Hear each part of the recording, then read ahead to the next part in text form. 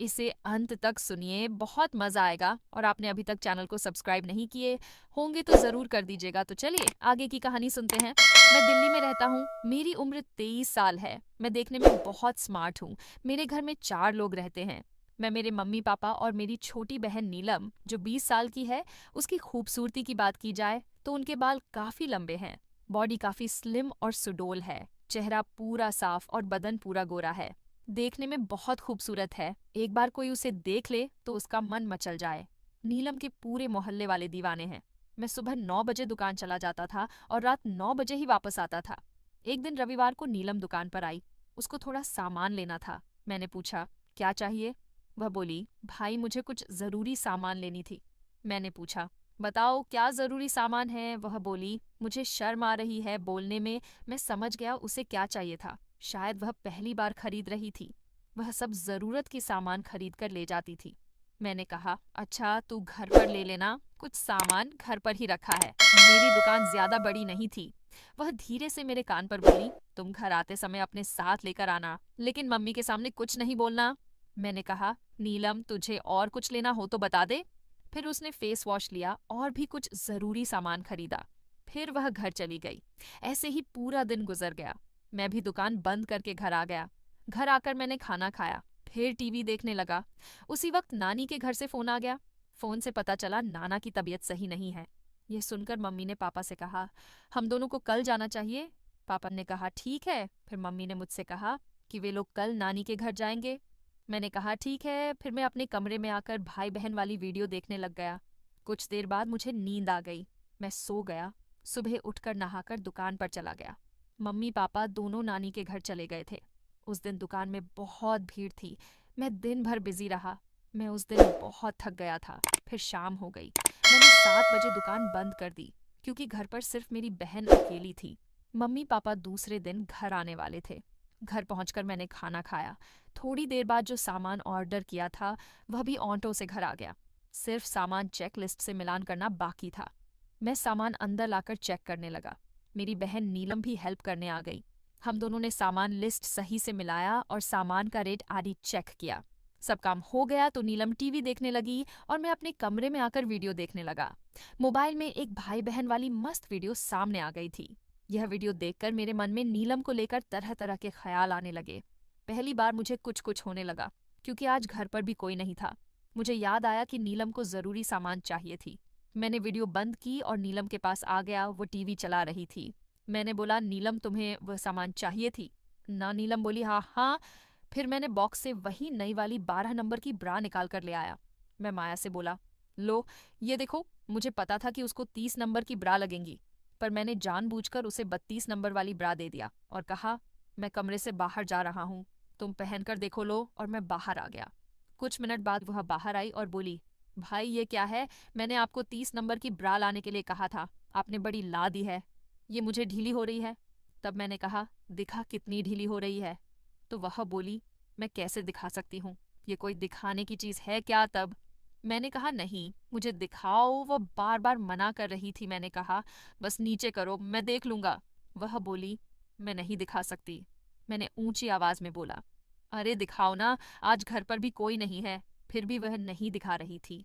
मैंने कहा, कुछ नहीं करूंगा, परंतु वह बार बार मना कर रही थी। आखिर मेरे बार बार बोलने पर वह मान गई। उसने अपना सिर नीचे कर दिया। मैं उसके गुब्बारे देखते ही मैं पागल हो गया। बहन बोली, देखिए कितनी ढीली है। मैं बोला, हाँ कितने बड़े हैं? नीलम बोली, क्या बोले? मैंने कहा, नहीं तुमको 30 नंबर लगती है। मैं उसको 30 नंबर की लाल रंग की ब्रा पहनने के लिए दे दिया और बोला कि यह पहनकर देखो। वह ब्रा लेकर कमरे में चली गई और चेंज करने लगी। मैंने चुपके से उसे चेंज करते हुए देख लिया। जब उसने कमरे में जाकर चेंज की तो मैं देखकर हैरान रह गया। वह बाहर आकर बोली, देखो भाई, मुझे तो 30 नंबर ही ब्रा लगती है। मैंने बोला, दिखाओ सही बन रही है या नहीं। मुझे तो सिर्फ अपनी बहन को प्यार करना था क्योंकि आज नीलम से प्यार करने का अच्छा मौका था। मैंने नीलम को कहा कि मुझे तुमसे कुछ बात करना है। वह बोली, बताओ कौन सी बात है? मैंने कहा, तुम मुझे बहुत अच्छी लगती हो। मैंने उस समय भांग की गोली खा लिया था क्योंकि मुझे ये सब बोलने में बहुत डर और शर्म आ रही थी। वह बोली, क्या मतलब भाई? मैंने नीलम से कहा कि एक बात बताओ, लेकिन इससे पहले कसम खाओ कि किसी को कुछ नहीं बताओगी। वह बोली, क्या है? बताओ ना बाबा। मैं बोला, पहले कसम खाओ। वह बोली, ठीक है, मैंने कसम खा ली। मैंने कहा, मेरा करने का बहुत मन करता है। वह बोली, क्या बोल रहे हो भाई? मैं बोला, हाँ कसम से यार, तुझे देखते ही मेरा कुछ कुछ हो जाता है। वह बोली, तुम पागल हो गए हो, मैं सोने जा रही हूँ। फिर वह सोने चली गई। मैं भी अपने कमरे में आ गया, पर मुझे नींद नहीं आ रही थी। मैंने वह वीडियो लगा दी और देखने लगा, पर आज न जाने क्यों कोई भी वीडियो अच्छी नहीं लग रही थी। मैं अपने फ़ोन की गैलरी में गया और नीलम की फ़ोटो देखकर सोचने लगा कि काश वह सब होता। ऐसे ही करते करते रात के 1 बज गए, पर मुझे नींद नहीं आई। वह अपने कमरे के दरवाजे को खुला रखती थी, क्योंकि उसके कमरे में फ्रिज रखा हुआ था और पानी फ्रिज के अंदर ही रहता था। मैं पानी पीने के बहाने उसके कमरे में गया तो देखा कि वह सो रही थी। मुझसे कंट्रोल नहीं हुआ, मैं उसको छूने लगा। जब उसकी कोई प्रतिक्रिया नहीं हुई तो मैं उसके बेड पर चढ़ गया और उसके नज़दीक आ गया, तो वह जाग गई। मैं डर गया, अब क्या होगा? वह बोली, क्या कर रहे हो भाई? मैंने बोला, कुछ नहीं नीलम, और तुरंत अपनी जेब से 5,000 निकाले और उसको देने लगा। मैं उससे बोला, किसी को कुछ मत बताना। वह रुपए लेकर बोली, पहले तुम अपने रूम में जाओ। मैं बोला, तुम्हें मेरी कसम किसी को कुछ मत बताना। वह कुछ नहीं बोली। फिर मैंने बोला, नीलम, मुझे एक बार करने के लिए दे दो, तुम जो बोलोगी वह तुम्हें ला कर दूंगा और जितने पैसे तुम्हें चाहिए उतने पैसे भी दूंगा। वह कुछ नहीं। ओली, तो मैंने कहा, आजकल सब लोग अपनी बहन को खुश करते हैं। यदि तुमको यकीन नहीं है तो वीडियो में देख लो। मैं भाई बहन वाली वीडियो लगाकर नीलम को दिखाने लगा। वह देख नहीं रही थी। मैंने उसे जबरदस्ती दिखाया, उसने देखी तो वह भी मचलने लगी। थोड़ी देर बाद वह बोली, अगर किसी को कुछ पता चल गया तो? मैं बोला, आई घर पर कोई नहीं है, किसी को कुछ पता नहीं चलेगा।